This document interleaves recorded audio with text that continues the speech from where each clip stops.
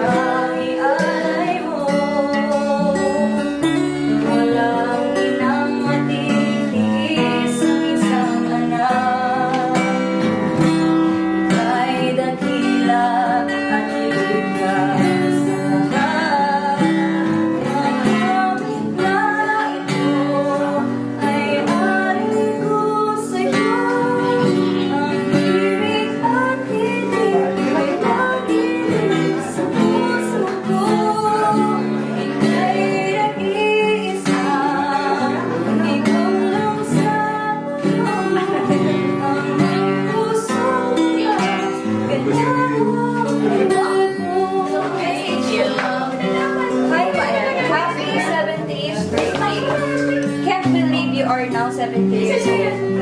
Parang ganun lang nang nag-reach ka ikasadto bubuatan. Kaiba-iba si Dandan. Anyhow, you don't look like 70 at all. Parang late 50s.